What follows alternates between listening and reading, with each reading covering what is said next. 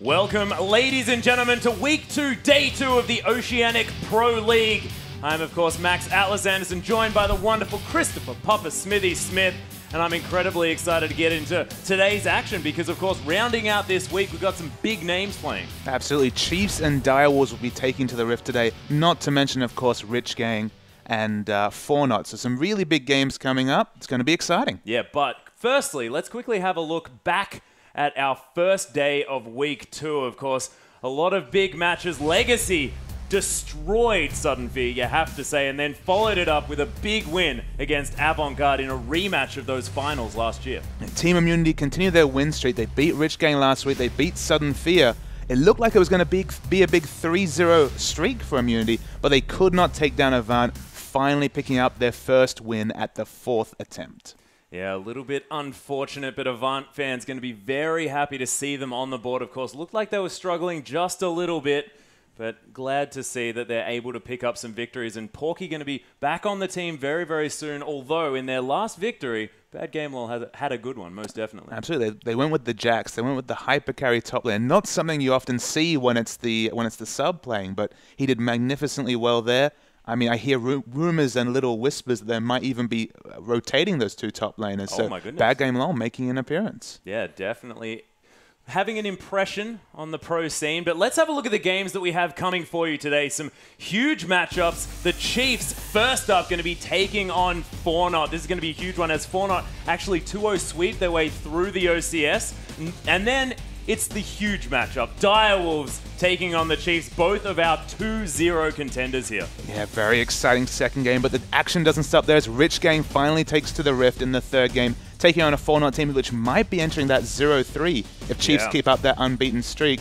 And we finish off the day with Rich Gang against Direwolves. So a big game of action all across the matches. Oh, yeah, and Direwolves versus Rich Gang, that is going to be a big one because, of course, you look at that game and think that this is the biggest test that Rich Game have had so far. Absolutely. And if you see any big games, if you want to talk about the big games, the big plays, like maybe Chenny Boy's Pentakill we saw last week, if something like that comes up, use the hashtag IamOPL when you're commenting on Twitter. Yeah, make sure you do that, of course. We will be reading them through. I'm definitely going to be having a look and seeing whether you guys are talking about it and whether or not Rich Gang come out with some interesting plays and maybe even some videos later on. But of course, if you want to catch up on any of the action, hop over to oce.lolesports.com where we've got VODs, we've got standings, all sorts of really fun stuff for you to go and check out if you want to. But let's dive deep into our first game here, Papa Smithy. Of course, Four-Knot taking on the Chiefs, and the Chiefs looked fantastic in their first showing. Of course, the debut performance, man, you could not want for better. And Swiffazari, 11-1-8 in his first game. They had standout performances across the board. They really ran over Legacy, kind of enacting some revenge for some of those results last year as Chiefs kind of slid away towards the second half of the season last year. They looked excellent against Legacy. Legacy have come back and gone 3-0 since then, so it shows how big a victory that first game was. Four-Knot, on the other hand, really struggling. Yeah, they struggled a lot in their first couple of matchups, and you look down the lineup and you see the fact that Moya picked up that Orianna and the Nidalee one after the other and didn't manage to secure wins when those were his comfort picks here as well. And him and Naya, they have sort of this massive synergy in that mid and the jungle, and they really need to utilize it. And you have to think that against the Chiefs, they're going to know exactly how that feels. It's an interesting position for Four-Knot because their standard picks are not the meta. They're these kind of off-meta picks that they've just practiced, they've used in the Challenger Series, they're very well known for. For example, you've already mentioned Moya's Nidalee, Moya's other champions. We saw Carlos's God in the top lane playing Ryze. We saw the Wukong jungle coming out of Naya. They have all sorts of different off-the-ball picks, but at least one game. Remember, they've only played 2 games, so we can't jump to too many conclusions, but they're struggling, and the Chiefs, it's not an easy test to try and get that first win on the board. Yeah, and we look over the side of the Chiefs, and if we're going to have a discussion about the jungle, you have to mention Spooks and his godlike performance in their first matchup. As you can see, Lee Sin both games, 11-3-26 with an 80% kill participation. That is unheard of, and his ability to be exactly where he needed to be throughout both of those games was impeccable. Absolutely. He was ever present across the lanes, and that second game especially, he turned on the style up. It was 8 kills in that game. Some John Woo like flying over the map with those Qs. Spooks is really a confidence player. I've worked with him in the past. He really likes to tunnel on the champions he's confident on and keep playing them. And Lee Sin, it'd be a real surprise to see him not revert to him, just because how comfortable will you be after basically carrying your team over the line 2 games in a row? Yeah, and if you actually go back and have a look at the VOD of the second game that they played, he did a very, very cool flash kick into an Azir wall that just bounced everyone everywhere. It was absolutely amazing to watch, and I can't wait to see what he picks up here. And it might actually join the ban list. It's one of those champions that if Spooks is comfortable on it, you have to get rid of it because, as you said, this guy's a confidence player. But, I mean, this is the Chiefs. They have kind of really top players across the board. You know, when you talk about Swiper, we saw how strong his Sion was last week. Even the Tryndamere we don't speak of too often. But look at this blue side ban to start off the proceedings. Yeah, Chiefs are going to remove Lee Sin themselves. Very interesting banning going on here. Janna going to be taken off the board as well. Of course, Rosie doesn't like playing Janna. He wants to be making plays. He doesn't want to be disengaging. LeBlanc and Azir, though, so very heavily focusing on Swiffer at this stage. 3 Swiffer bans right out of the gate, and that leaves Kassadin open, and Swiper wastes no time. So much respect to Swiffer. That's a big call. The Ari ban probably makes the most sense to me. We're still on patch 5.2. This is still the monstrous Ari. But after that Kassadin pick, Narvan seems to be the flavor of the day, at least of the hovers. Yeah, actually, Fortnite going to lock it in here as well. And when you tunnel so hard into one lane, it leaves all of the others so incredibly open. And with that Kassadin, it's only one pick that you can go for. And they could have gone Narvan, they could have gone, you know, Rumble Jarvan as well. A fantastic mid-game combination that gets a lot of wins there, but Narvan is fantastic and easily going to be able to really take control of that mid-game if they do get there. But Chiefs, they now have an opportunity to respond, and we'll see what they have. Of course, Kassadin is a flex pick here. I haven't seen Swiper play it too often, but everyone knows that Swiffer is one of those Kassadin gods. Yeah, Swiffer loves the Kassadin. If you cast your mind back to the first big Oceanic event, PAX Australia 2013, the pentakill on Kassadin in a loss there. He loves that champion. I have to think it's a mid pick, but they're going to leave it open for now as we see the big lock-in. I see you even take a step back with the champs locked in. Because Radier, he hasn't showed his hand on this Kalista yet. Not once has he gone for it, and now going to be locking it in. And with that jungle spot already taken, of course, he's going to be in the top lane, guaranteed. So you're not going to have a top lane Jarvan.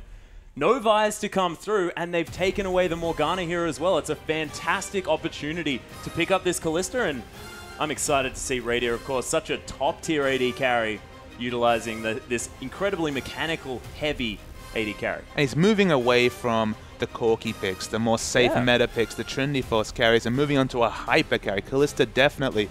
We've seen some very polarizing Kalista results in the OPL. You'll remember the first game that we've already spoken about, the Legacy versus Chiefs game. The Kalista there really did struggle, and we've seen that flavor. If you have a really strong frontline tank like Swiper's Sion was in that game, you can struggle. But man, if you get the Black Shield on, if the fight starts, the CC's down, then Kalista shows up, she can put out amazing damage. She can, and the answer here from Fortnite is going to be that Graves Leona sort of kill lane there on the bottom side. We've seen mixed results across the regions with Kalista's taking on this Graves, and Graves can have an opportunity to win that lane. Yeah, I mean, he's a short range, but in lane, I mean, you can already see the burst potential coming out from all that CC and then the short range spells from CNJ on the Graves. CNJ was actually one of the players we highlighted in an article pre-season. He struggled in week 1. He's going to look to step up against some really stiff competition in Radier. Yeah, this is going to be the second time he picks up that Graves as well. Hasn't had that much success so far. Of course, seen most of his victories on that Ezreal. Played a bit of Caitlyn here as well, but his Graves, we'll see whether it can stand up against the lineup of the Chiefs. And they're looking to round this one out. We'll see what Swiffer decides to take into the mid lane, whether it is going to be that Kassadin, and it is, and Spooks has Rek'Sai. Rek'Sai is still so powerful. We wondered how she would perform after the small nerfs in the recent patches. Yeah. She's still really damn strong in the jungle. Yeah. If you can get ahead, and of course this is Spooks we're talking about, someone who had 80% kill participation, really choked other junglers for life. I mean, Carbon even on Legacy struggling against Spooks. If you get that neural network down and the enemy never really can get into your jungle because of the pressure you're putting out, the global presence is so amazing. And now Fortnite trying to round out their comp. Of course, Xerath is being looked at here. Moya has had mixed results on that. Xerath actually picked up a couple of victories in the OCS. But Lissandra also available as well, and that will be so much CC and lockdown And the engage potential coming through from Fortnite is ridiculous. And it's not like we have a split push comp on the Chiefs side. Of course, Kalista can opt into split push if she picks up the Hurricane. But this might be team fight meeting team fight, which, you know what that means, Atlas? That means fireworks coming out on the Rift. Yeah, and these are Oceanic teams as well. They're going to want to get into this team fighting as soon as possible.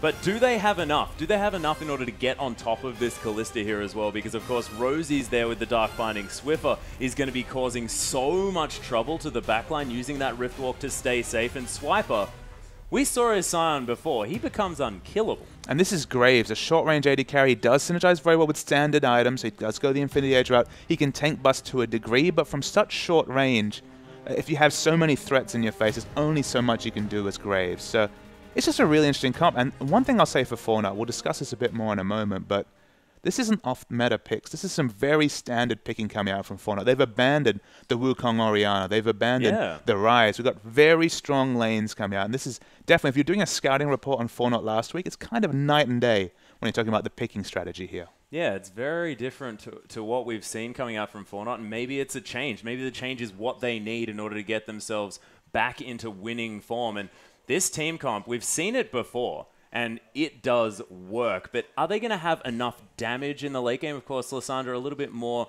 maybe utility-based, but if you build her from the mid lane, you're going to have a lot of that damage, I guess. It's a lot focusing on Graves, a short-range AD carry. Still team fights very well. They do have some damage, but yeah, it does pale in comparison to what the Chiefs are putting out, because Rek'Sai puts out so much damage from the jungle.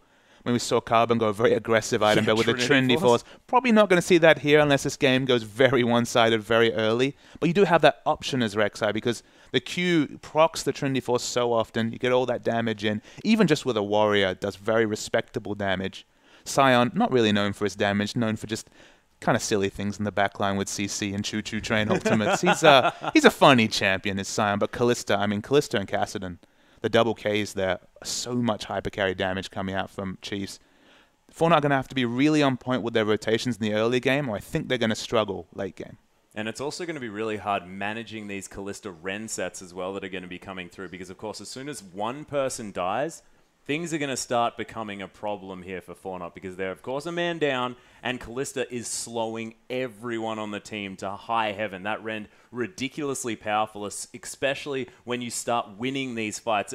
She almost creates aces every single time. You either completely lose a fight, or you destroy it. She kind of warps fights, because it's kind of like you need to keep that CC, you need to keep the lockdown or the dive ready for whenever she shows her head, because we've seen even in competitive games across the region, if you kind of disrespect the Kalista or you use everything to pick someone else, like the Kassadin, for example, who'll be diving into the front line, Kalista's a bit like the old APE days where you got one kill and then suddenly it became 4. It's not an ultimate being used here, though. It's just literally spreading those Rens, applying them, and then again, you have the AoE slow, you can continue going, and with the Hurricane especially, spreading that Rend, it's just devastating. Yeah, it's very, very scary. Also going to have a lot of wave clear as well, as you mentioned earlier on. So there is the opportunity for that split push, of course. A lot of her kit does rely on having your support with you, so you can use that Fate's Call, throw them into the fight, get that knock up, make everything happen. And Rosie, he's going to be very excited to be able to get in there and use that Soul Shackles. I mean, Soul Shackles, positioning's so easy when you have Fate's Call, the Kalista ultimate. That's why we see so much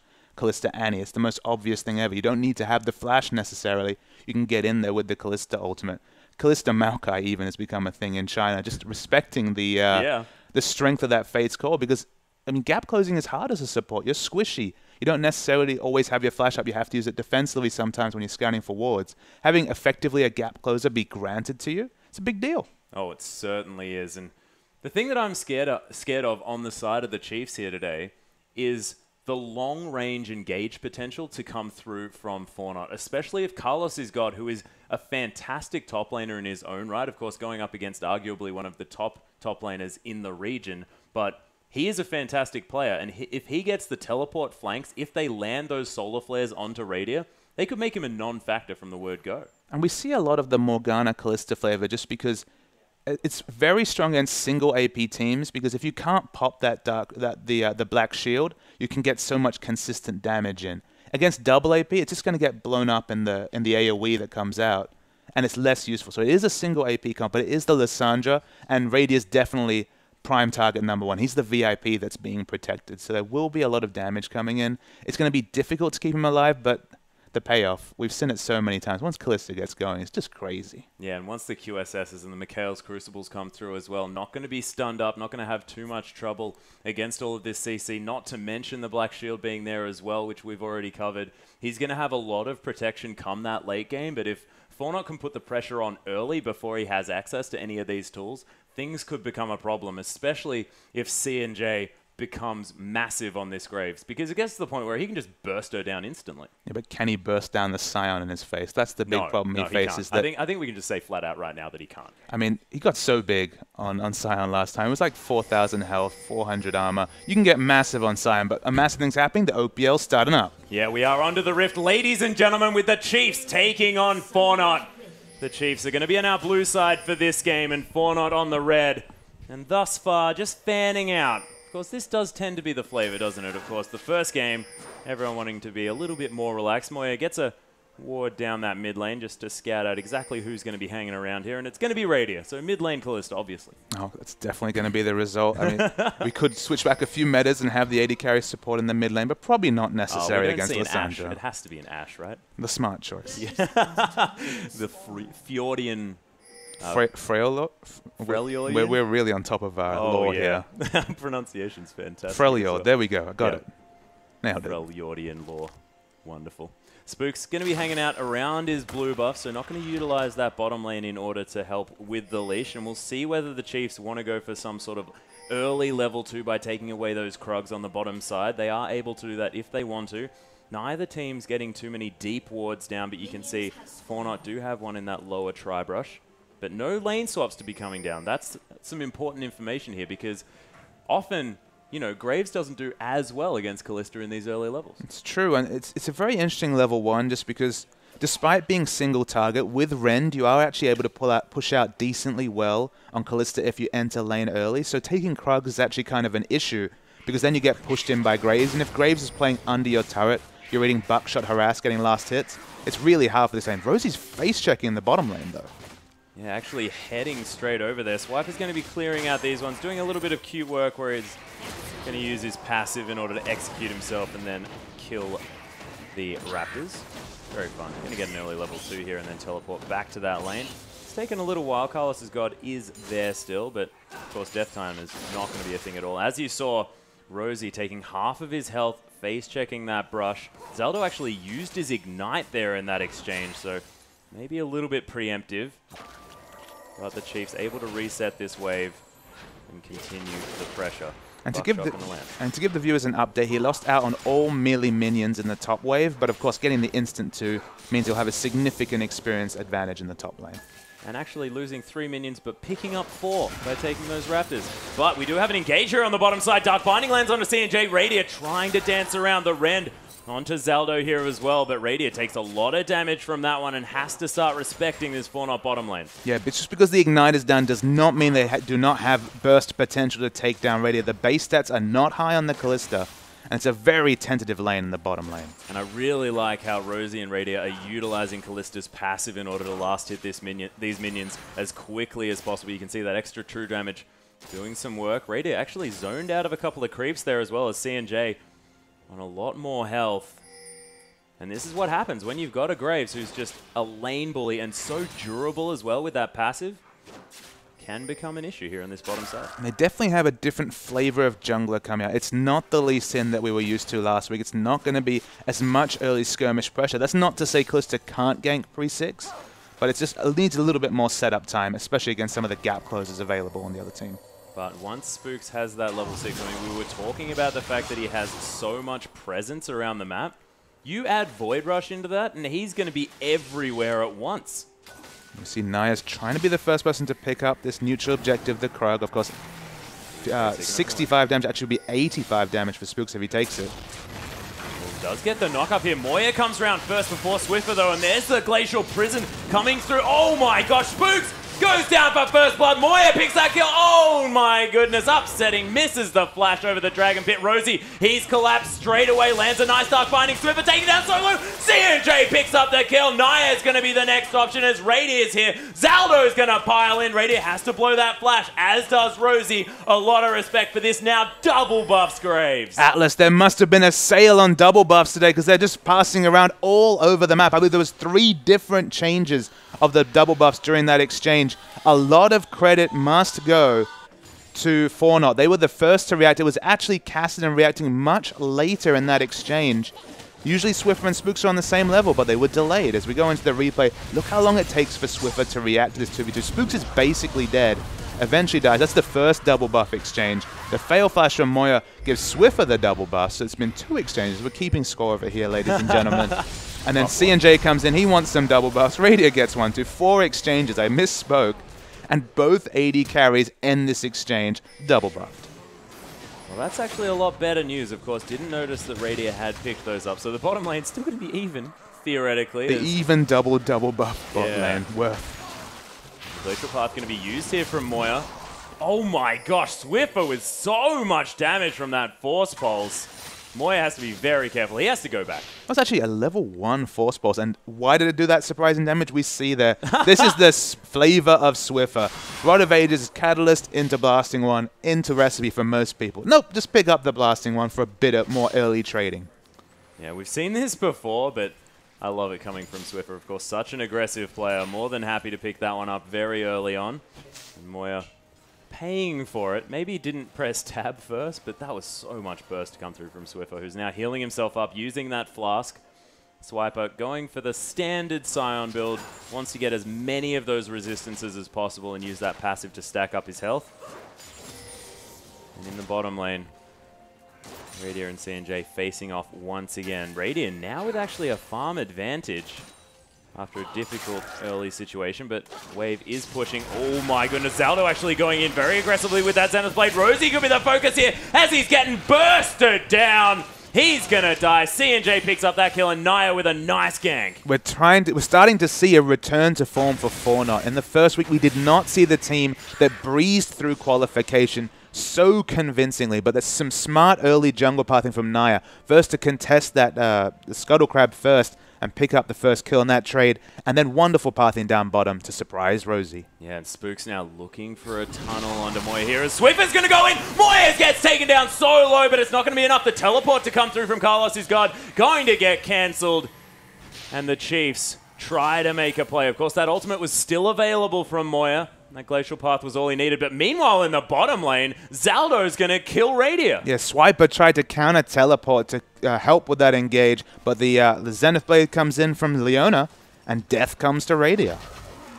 And might be showing a little bit of uncomfortableness on this Kalista. We know that he hasn't picked her up too much. As Dark Binding going to find Zaldo here. The puddle going to do a little bit of work as Spooks is just trying to soak some experience, stop the damage on this tower. But so far, a fantastic start for Fornot early on in this game. And we told you, this is going to be part of their win conditions. As Swiffer's going to die in the mid lane here as well. And there is action all over this map. Across the map, people are dying in transition. It was actually Moya who was the person who, against Legacy, kept dying on Orianna and never got to a fight on a very teamfight utility-focused champion.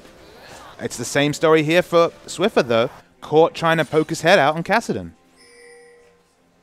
Yeah, we'll see whether they can bounce back from this one. Of course, a lot of hyper scaling and carry potential coming through on the side of the Chiefs, but you have to think with a lineup like this that is so engage heavy, having a start like this is a dream for Fornot, because if they're on the front foot, this is exactly what they want. No Dragon's going to be gone for just yet, though, 8.5 minutes into this game. As Swiper, he's going to get cataclysmed here from Naya, taking a lot of damage. And you have to feel like the Chiefs, one thing you might say, at least in the first 8 minutes, it feels like in terms of preparation for this game and even execution, they might be looking past because they have a big match against Direwolves next. There's theoretically, it could be 2 undefeated teams going into it. But Fornot are no pushovers. They showed that in qualification. They didn't have the best first week for sure, but they're turning it on here, at least at the start. And maybe this was all part of the plan for Fornot. They knew that the Chiefs was going to be a really difficult matchup, and they had to get a win on the board, so they threw the first 2 games. That's very likely, Atlas. That's how competitive sports work.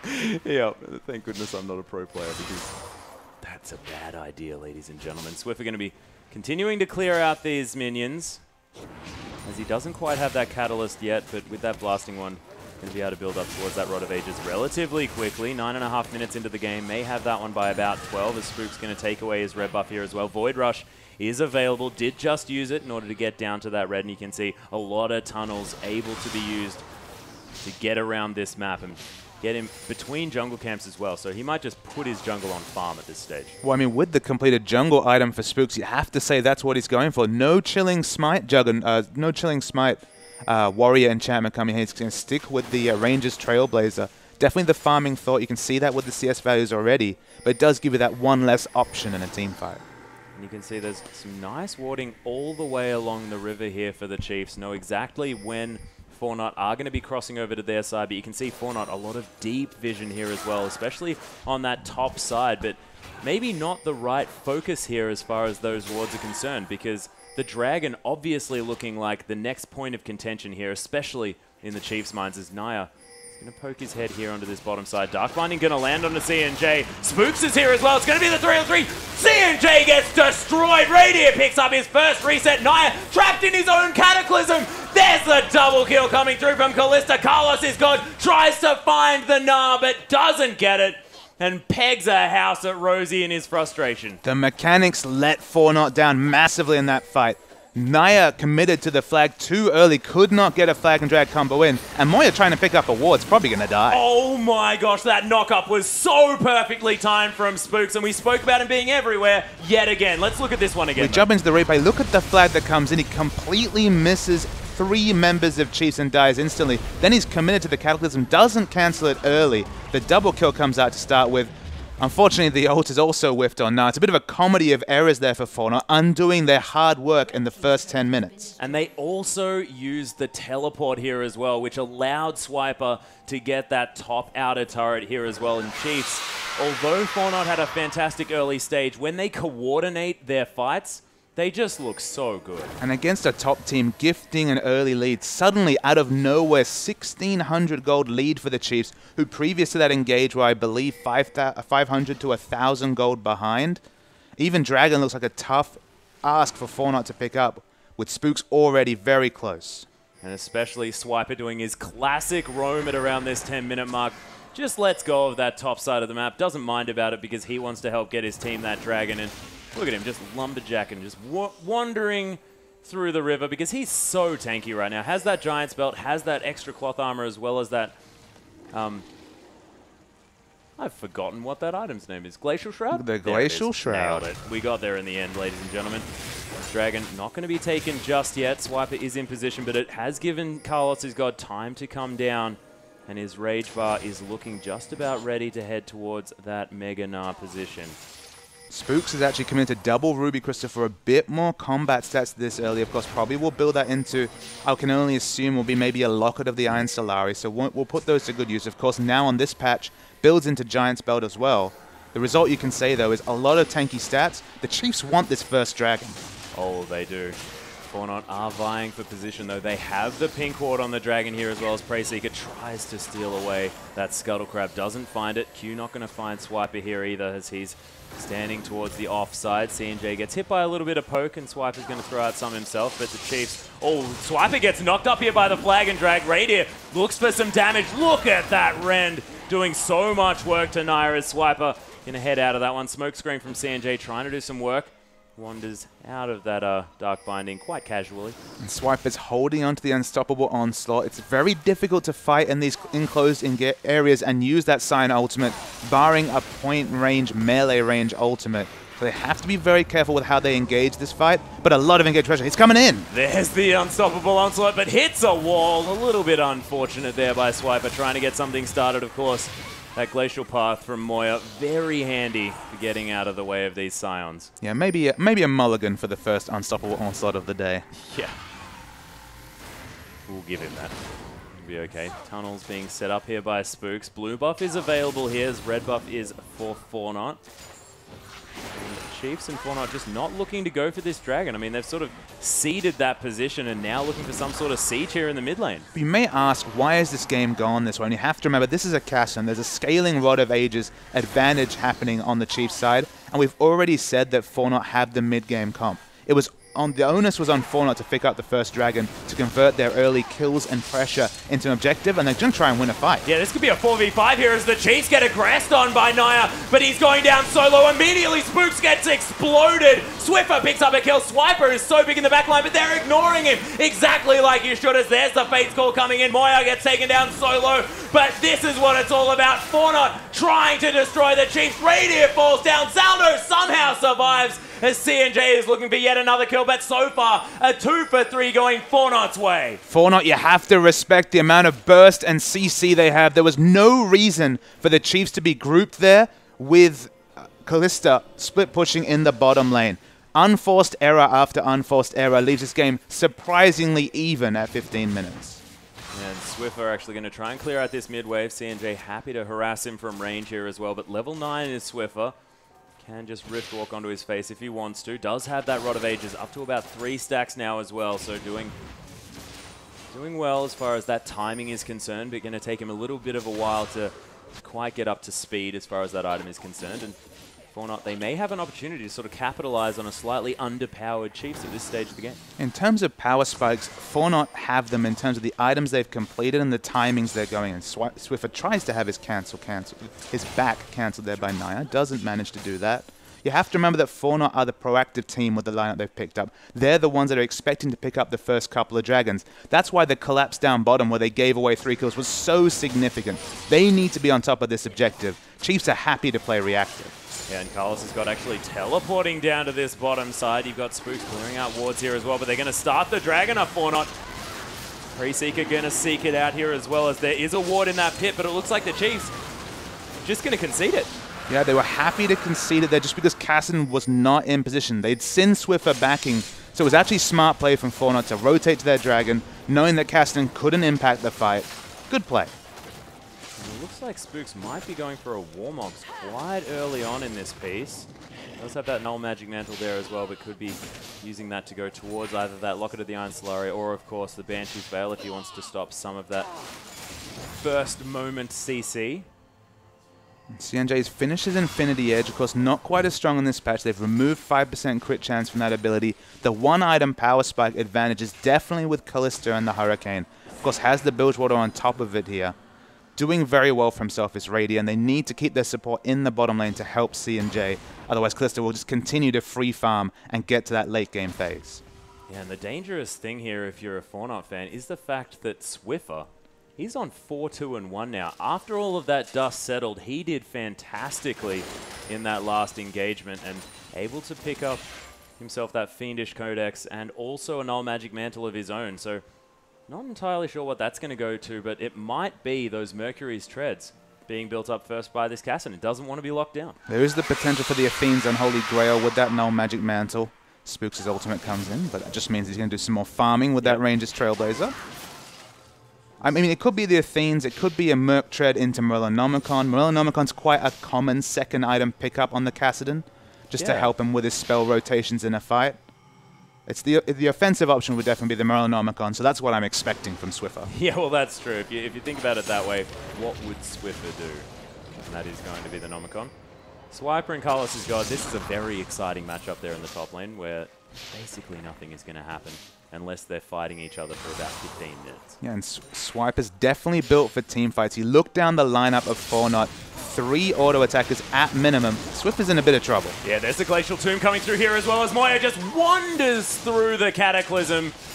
And Naya's going to pick up that kill. Nicely done here by Fortnite. And you can see Naya with huge kill participation on it for his team as well. 7 out of the 9, doing great here on this Jarvan. May have died a few times, but is making up for it here as well by being exactly where he needs to be. And Swiffer did decide to go for those Mercury's Treads, so doesn't want to be locked down. I mean, makes sense just with what he just witnessed in the mid lane. Maybe it was an adaptation, said, okay, never again. Doesn't want to. Zenith Blade not going to find its mark here as Zaldo eats a Dark Binding for it. Everyone going to stand the puddle, give Rosie some money here as well. And interesting buys coming through from Rosie here as well. He has an Amp Tome and a Ruby Crystal.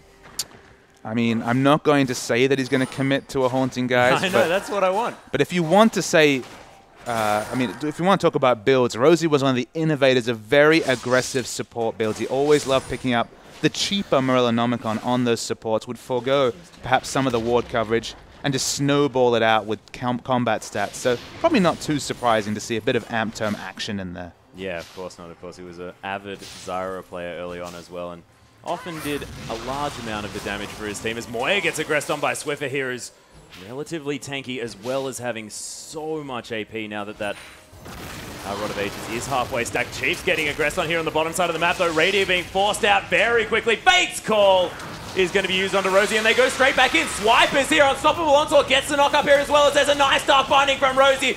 Radiant trying to dance around this fight. Zaldo gets knocked up as Spooks finds his way in. Radiant does fall down. The fight with Naya not going to work out for him as the 1v1 in the mid lane at the same time. Spooks tunnels on top of Naya. This Prey Seeker going to find him, and Swiffer going to try and join this party. Naya's on a wild goose chase here. Going to flag and drag her over the wall, but Riftwalk, that'll be able to follow him. And Prey Seeker comes in as well. Now, you are definitely dead as C&J comes down just to try and hold this mid. Yeah, long, unorganized fight across the map there. It was interesting to see Radia so smart in his use of Fate's Call. It looked like they would all escape, but they kind of left Radia to die in the back. But it doesn't matter when you've got Swiffer and Spooks doing a lot of damage in the front lines. They can let their hypercarry die at this early stage and not be punished for it. Yeah, and this is sort of the Chiefs' way as well. They allow Radiant to self-peel, and they're like, you're on Callista, man. Just jump out of the way. You'll be fine. And everyone goes in aggressively. That time didn't quite work out here for the Chiefs initially because, of course, they lost their AD carry, but worked out in the end. Almost feels like Radiant's success will kind of change depending on whether escaped AD carries out in the meta or not. Yeah. He needs that self-peeling because Rosie's not interested in it at all. Now, well, talk to C&J. I mean, that guy plays Ezreal a lot, and Radiant, no stranger to Ezreal play. And if you're going to go with safe, that's pretty much the best option. Yeah. Either that or Corki. Yeah, true. Good in all metas. Good on all days. Yeah, Corki, the champion that comes out every time Worlds is around. So we see Radia just picking up farm in the bot. Cassidy is playing so aggressive. We saw him get caught out, and then we saw him get a solo kill. But what Swiffer's doing is he's buying so much attention in the mid lane. Naya kind of has to consistently be present in the mid lane because he's rift walking onto Moya every time and giving Radia so much time to farm in the bottom lane. You have to put all your resources into stopping Swiffer, aggress, and solo kill your mid laner. You have no time to help out C&J while Radia free farms is ahead in farm against this Graves. And we know the potential in the late game of the Callista. So there's no good choices here for Fortnite. Good teams, they don't give you easy options. There's no one way to win this game with both hypercarries going off in their respective lanes. And you can see as well now the Chiefs looking for that last outer turret that they have left up on this map. Of course, looking at that kill score, 10-10. This game looks very, very close on paper, but you can see that farm really now starting to make a difference in favor of the Chiefs. The next dragon is going to be started up here by Fortnite. Of course, the Chiefs do have the timer, and there's the Void Rush to come through here as well from Spooks. The Unstoppable Onslaught right in. They do secure the dragon here, but the front line's all the way in. Swiper gets ultimated here from Moya, and Radiant trying to dance around the fight, but he gets stunned up, and he's dead already. The Death Defier comes through from Swiper, and Rosie's going to die as well. Fortnite turning around a beautiful fight, and Swiffer, the only one alive, beautifully executed from Fortnite. For the second time in a row, Chiefs really leave their positioning to be desired. Spooks went in for the steal, died instantly, and then Chiefs were kind of skirmishing in different fronts while Fortnite were grouped as 5, focusing down targets. Great play calling from Fortnite to call out those targets, but Chiefs, they need to pick it up or they will lose this game. They most definitely will. And is this about sort of not respecting Fortnite enough and not really knowing when the power spikes are here for the Chiefs? Well, I mean, the moment that Spooks came in with the ultimate, he was already going to be split from his team. The other 4 members should have committed to an engaged 4-man strong on the dragon, but they were trying to wrestle with one carry. As we see Swiffer going aggressive, he gets 1 kill. Oh my gosh, he gets the shutdown here, still isn't dead. Rift walks to safety, Dark Binding. Oh, gets listed lazily out of the way off here by Moya as Prey Seeker looks for him, but I have no idea how Swiffer survived that. Flash Rift Walk and secures CNJ. Beautiful play, and he's the saving grace for this game, you have to think. Yeah, he's playing so aggressively in mid. He's been picked off a couple of times, but he's buying Chiefs time after these poor little misplays we see consistently around objectives. It's 2 dragons to Fortnite. It could have been more if Fortnite were more assertive with early dragon control. And what do you think about CNJ picking up this Phantom Dancer as his next item? Do you think that a Ghost Blade might have been better for that mid-game power spike? I mean, the thing about the current Phantom Dancer is if you don't start with, say, an early Avarice Blade that prices you into a Yoma's Ghost Blade, the completed Phantom Dancer on this patch with the 35% crit chance. I mean, IE Phantom Dancer does massive amounts of auto-attack damage, so I don't mind opting into it if it fits your gold buys. And that's kind of how AD carries are. It's like kind of the untold secrets of AD carries. Yep. When you back, do you have enough for Avarice Blade? Do you have enough for Zeal? And you just kind of go from there. It's not a big difference. And of course, in the late game, Phantom Dancer wins out every time. Yep, CNJ heading up towards his top side. Spook's going to have to give away that farm. Was going to go for some sort of split push and just ultimates his way to safety. No problem there at all. And Fortnite just going to watch this Rek'Sai zoom past them. Chiefs needs a team fight as a team, especially with not an immovable AD carry, but kind of a carry that needs to be auto-attacking and thus peeled for. If the support is not next to Kalista and peeling for him, I mean, Kalista can just fall down instantly, and then all the damage work relies on Swiffer. If you're looking for a one-man carry, a fed hyper carry Kassadin, it's a good start, but it's not enough for Chiefs to win this game. Yeah, and Radia needs to be getting these resets in these fights as well. That Ren does so much damage potential, and you remove that, and the Chiefs lose a gigantic tool, and Swipe is going to be doing no damage. Spooks he's built a Warmogs. He's not going to be doing the damage that he needs to as this mid-game rolls around. He's not like Carbon's Rek'Sai, who had a Trinity Force, as we mentioned earlier on, but you can see Fortnite with still a gold advantage. No dragons to be picked up yet from the Chiefs. And Fortnite, sort of their game now, so they really need to be the ones starting to press this advantage that they have, and this is a test for a lot of these teams here as well, because of course the Chiefs, massive legacy, and a lot of teams overly respect them into the point where sort of they're not going to be making these aggressive moves. Yeah, we see often it's the Chiefs with a mid-game comp against a reactive or late-game focused comp from the enemy team, and then the game kind of snowballs away, and by 25 minutes, the Chiefs are 10k ahead. Yeah. We definitely don't get that flavor here. Fortnite have picked the proactive team. Okay, they could have been slightly more active. Like if that turret dive hadn't happened earlier where they lost a few members with Sion's teleport, they would have had a kill advantage. They would have been able to take an earlier dragon, so perhaps they'd be setting up for their 4th in a couple of minutes rather than just their 3rd. But at least they've gotten the minimum that this comp demands. They've gotten the 2 dragons. They've had some very smart team fighting mechanics. Their target selection and team fighting has been good. And you just have to look at Radia's build here to know that he's a team fighting AD carry. He's got the Hurricane. That's the standard pickup on Kalista, but it's all about long fights where you're being peeled for. Chiefs are ignoring Radia. He's dying and just contributing nothing.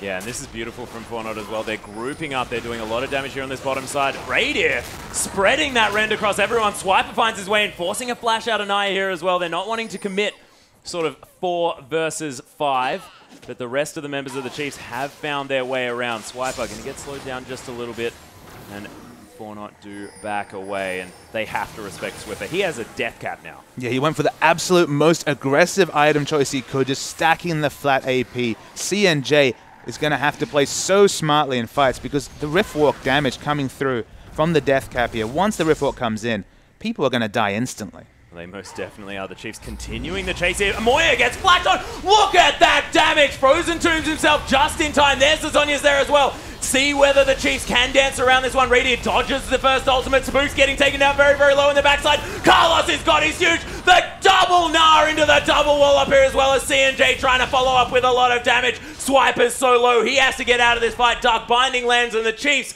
they're forced to disengage as no member of Fortnite is dead. And I have no idea how Moya survived it. Rosie is forced to use that flash and we'll see whether he's going to survive this one. Swiper gets the slow, charges up that Q just in order to get Rosie to safety, and nothing more going to be gained here, but 13 seconds on this dragon with no jungler. Void Rush, though, is available. Fortnite's front line stood up so big in that fight. The engage from Carlos' god was wonderfully strong, but the dragon could be on here.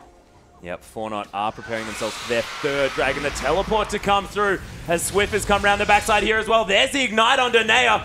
Swiper wants to find his way in, has the unstoppable onslaught, and just crashes immediately. into the wall. The second mulligan we'll talk about here. The first one was understandable. The second one's a bit poor. But they do manage to corral the Chiefs into the dragon, force 4-0 to back away. The first dragon comes in. Yep, beautiful play coming through from the Chiefs. Force them off the dragon, pick up their first, and that is very good. Also denying the third dragon from 4-0 here for that movement speed, which would have got them around the map, able to make more of these proactive moves that we were talking about them needing to do. And you start looking at this front line. Whenever Kallista's in a game, you want to see, okay, how much damage do I need to do to the front line to get the damage on, to spread the rend onto the priority targets? We already saw Karlskod and Naya. They're so strong already in the front line. Once this randomness is completed from Naya, it's going to be very hard for Radiant to break through the front line. He needs the AoE damage coming in from Swiffer. It's actually good that he's stacked damage rather than going for more of a utility build, because if they can chunk down this front line, Kallista will run wild on the back line.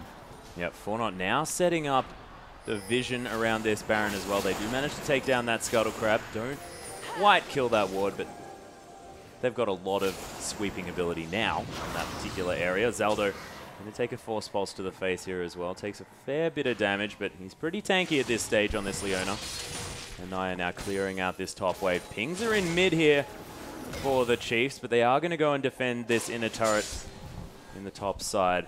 We'll see whether any aggressive movements are going to be made. Swiper standing at the front does get a few slows to come down. C&J able to clear out these minion waves very, very quickly. Look at that Force Pulse across 4 members, doing so much work, as Swiffer has taken about half of his health, but he doesn't need very much time to destroy someone in these fights. Worth knowing that the 6th man, the minion wave in the bottom lane, is pushing very strongly here for 4-0. So it's a good time to group with a minion wave. But look at Spooks, he's so smart. He notices that the minion wave in mid has been pushing aggressively for a long time. Even though he's not built damage, he has the global. He can get back to this fight.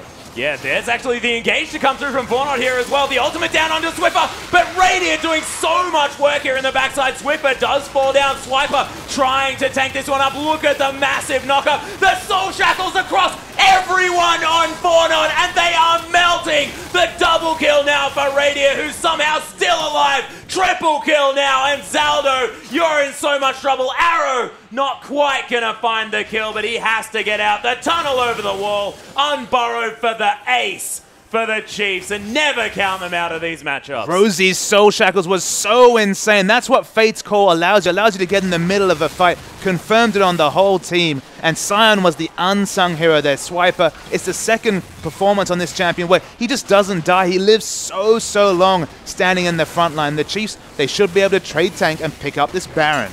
Yeah, and Radiant able to do so much work with this Rend here as well. We'll see how much health it does actually die on, because look at how many spears are stuck through that guy. Perfect timing on the Rend, then Smite.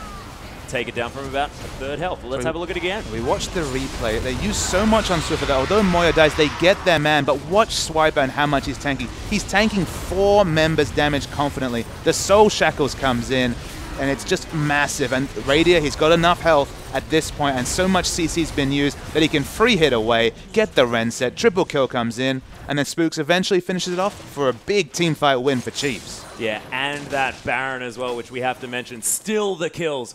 Very, very even. Only about 3,000 gold now, the advantage for the Chiefs. But 4-0, if they give away one of those fights yet again, it's going to be very, very difficult for them to come back to this one. And they poured so much onto Swiffer, who's very soon going to have a Zhonya's Hourglass. And if they tunnel vision on him again, he's just going to pop that and not take anything.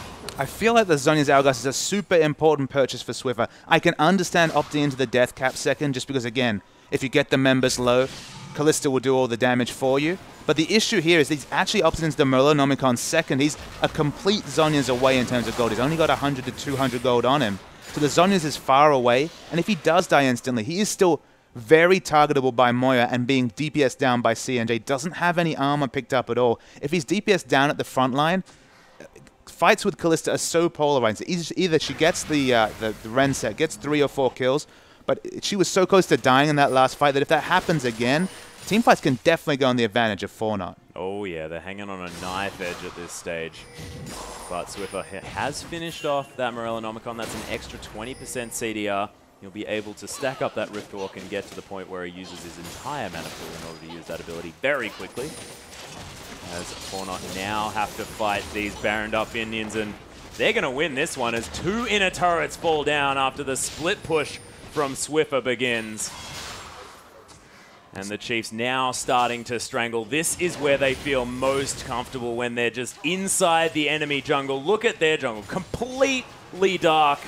But they have got so much vision, especially on this bottom side. Dragon coming up in another 50 seconds. You have to think that the Chiefs really want to be taking that one. They want to start putting pressure on these neutral objectives and control them for themselves, because now the tides have turned. And now that the Chiefs have control of the game and the onus is on them to make the moves, we know that they can. And the neural network that Spooks has been able to put down, because of all the vision advantages that the Chiefs have, allows him to split push so freely here, because he has complete global control to get to the Dragon, to have responded to a fight in the bottom lane here for Fortnite. Chiefs have so many options, and Fortnite, they're being kind of strangled out of this game. Yeah, and the thing that I do want to mention that might be a little bit of an oversight from the Chiefs here, as well, is the fact that there is no QSS and no Mikhail's even slightly started from Rosie. Let's be real. I don't know if Rosie knows that Mikhail's is an item. I think he just tunnels on the ability power page when he's playing these mage champions. That's his flavor, but one adaptation Radia's gone for. It's not the QSS, but he has so much lifesteal between the Blade the Ruined King and the Bloodthirster, and it combines with the Hurricane. It's kind of a forgotten interaction, but because the Hurricane applies lifesteal as a on-hit effect on the side bolts, the effective lifesteal he's got at this point is probably 50-60% on every auto. If he's free hitting at the back, as expected, if he isn't the recipient of that Moya ultimate, he should have so much lifesteal that it kind of benefits him more than maybe a QSS would at this point. Yeah, but still, if he does get ulted, he's dead. He's just very dead. But we'll see whether it does pay off here, because of course they have to use so much on Swiffer, and it might be one of those reactions where they're just like, well, if they're focusing Swiffer, maybe I'll just build as much damage as possible. And you can see he's got the last Whisper now. That's a 4 damage item Radier here on Kalista. Terrifying to deal with, and he's going to be cutting through these Randuins. And now we're talking about CNJ. Okay, he has the 3 big damage items working to a 4th of the Blade of the Ruined King, but look at the front line he's dealing with here. It's a Warmog's Frozen Heart Thornmail Swiper, a Randuin's Warmog's Thornmail Spooks. Okay, Graves is a better tank buster than, say, Kalista, but these tanks, they're god tanks at this point. Oh yeah, and if you're talking about someone being a tanky man, Sion is certainly able to do that. Look at how much health he has. That's very close to 5,000. Here with only, you know, 1 item that's giving him extra health. It's terrifying. He's a very tanky man. He's probably working on the Righteous Glory as well for more initiation potential with that unstoppable onslaught. Yeah, and Swiffer now just hanging around here looking for the potential assassination. He's going to find CNJ, but Force Pulse doesn't land. Rosie looks for the Dark Binding, but doesn't find it, and Swiffer needs to respect CNJ. Those crits really starting to hurt. There's the flash forward! Collateral damage doesn't pick up the kill, but CNJ, massive props for going for that play. Yeah, but the props have to be outweighed by the fact he does not have flash available. Almost gets the assassination on Swiffer, and Radia's in trouble too. Yeah, they're actually baiting in for this one potentially. There's the ultimate to come through. Void Rush from Spooks into the backside. Carlos is God, not going to use that teleport in order to get in. Does have Rage up to a fantastic point here for Nah, as the red buff is going to be secured here by Fortnite, but a little bit of cheeky play coming through from the Chiefs so far. Yeah, both supports are definitely foregoing the utility items for more combat stats. We can see the Randuin's very close to being completed by Zaldo. Another person that's going to try and get on top of Kalista and stop her from ordering in a fight. And if there is no QSS built as a 6th item coming out from Radia, I worry for him, because again, it's not quite the Thornmail point, but Fortnite are super tanky. Even their support is super hard for Kalista DPS down. If she's separated from the other members in a fight and they can kill Swiffer, who's obviously going for a Void Staff rather than a Zhonya, one of these threats falls down for Chiefs and their team comp falls apart. And this might just be Swiffer being a little bit scared to pick up that Zhonya's. I mean, we remember from that fated loss after the pentakill, missing the Zhonya's in the Baron Pit. Oh, he'll never live that one down. I don't know about your reverse causality. It's definitely too much headstrong from Swiffer. And he's built that item a lot over the years. He loves to go in there and do big damage. That's the Swiffer we know and love. Shout out to Minky Whale. Shout out to Minky Whale, doing the big damage. And building Rabbidan's death caps on everyone possible. But so far, it is going to be the Baron up in another 14 seconds here. The Chiefs are looking to put pressure onto that one. Did manage to pick up the first here as well. Dragon was just taken by the Chiefs, evening it out 2 for 2 now. Oh, we actually see that CNJ is committed to clearing the waves in bottom. He will not be at this Baron fight. It could be a free Baron for Chiefs. Yeah, CNJ a long way away, as you mentioned, and Radiant able to get a lot of Rens onto this Baron. He's doing so much damage to it as well. Already down to half health. Fornot, they are here. They do want to try and go for some sort of steal, but going for it on a Kalista is very, very dangerous. Oh my gosh, the amount of damage to come through from Radiant is so safe there on the backside. The Zhonya's Hourglass going to be blown here from Moya. Tries to turn that one back around, but the Chiefs are tearing through this team. Radiant, he's still alive, just auto-attacking Naya in the face. Carlos is gone. There's the double kill. Swiffer just finishing off all of the hard work that Radiant put in. Doesn't even die. Oh my gosh, what a beautiful, clean ace for the Chiefs. Fornot put all their eggs in the assassinate Radiant bucket. It did not work. CNJ showed up to the fight late and was assassinated by Spooks and Swiffer in the backline. Radiant lives, and once you hear those two facts, you know that it's a team fight win for the Chiefs. And this is so terrifying as well. Radiant having such a fantastic performance on Kalista, and we've seen her be so devastating. We thought that this may be the one Achilles heel that Radiant did have, but we've seen today that is not going to be it. Yeah, the scouting report actually from SoloQ was that Radiant didn't play the Kalista, didn't favor that champion, and it seems like that was a bit of a red herring coming out as, okay, it might not be Corki level, but clearly able to pick up that Kalista at competitive League of Legends, no problem. No worries at all, as the Righteous Glory going to be completed here from Swiper as well. He's going to be able to run super fast into these fights. Rosie going towards Zhonya's Hourglass, finishes the Morellonomicon up first, of course, because it's Rosie. You just want flat damage if you can, and a lot of cooldown reduction so he can do as many buttons as possible in a fight. 21 now to 16 in these kills. 10,000 gold is the lead, and Chiefs, they begin to run away with this game. It's becoming harder and harder to get that assassination onto the Kalista with all the lifesteal, through the Black Shield, which of course we have to mention, it does get AP scaling, so a little bit of defensive flavor coming out of this. The fat stacks of AP coming out of Morgana. Oh, save that for the Rich Gang games, please, Papa. I'll do my best. Oh my goodness. It is actually going to be a Guardian Angel here picked up from Radiant, though. So if they blow everything on that guy, he's going to die and then just lifesteal up super quickly afterwards. Sort of a different option to go for instead of that QSS, but has a similar thing going to happen here. As Rosie going to have that Black Shield popped here as well. This might be a catch from Fornot, but we've got the teleport and the ultimate coming through from Spooks. They're trying to turn it around. Swiper tanking out so much damage. Moya using his ultimate defensively. Swiper's going to fall down, but he did so much tanking. CNJ in the backside. Could he be what Fornot need? But no, he's going to be forced out of this fight as Naya is just going to get resetted on. And Radiant now with the double kill. 6-item Kalista is terrifying. And CNJ is running for the hills as Carlos' God is just going to back at about 3/4 health.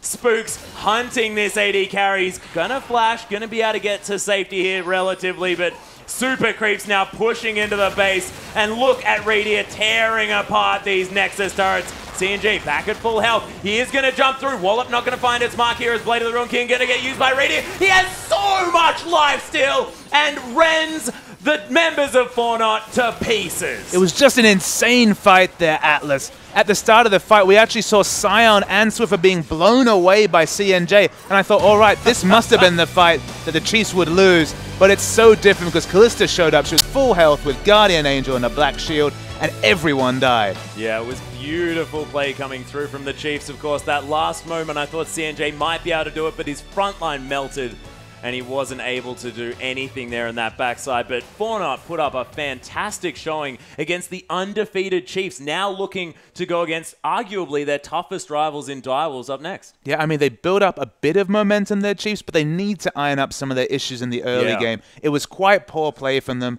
over-aggression at times with a comp that was against a very powerful mid-game comp, we have to say. But we'll go to a replay to see the other side of it for the Chiefs, some of the excellent team fighting that came out of them. So this is a mid-game fight. We'll roll the tape here. And although Fortnite are in a good position to engage a fight, they use everything on Swiffer to the point that all their cooldowns are down before Radius shows up. Radius here was already free autoing at the start. He hasn't committed to a Rend yet, and once the Soul Shackles comes out, this is the Rend set we talk about. Double kill becomes a triple kill so easily for Kalista.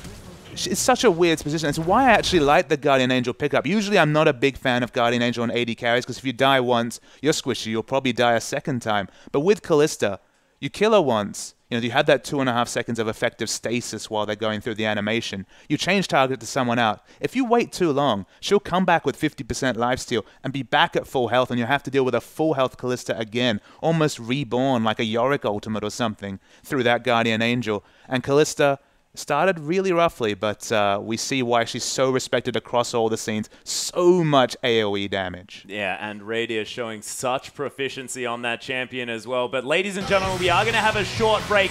Direwolves taking on the Chiefs. Both of our undefeated teams coming up next, and you don't want to miss that one.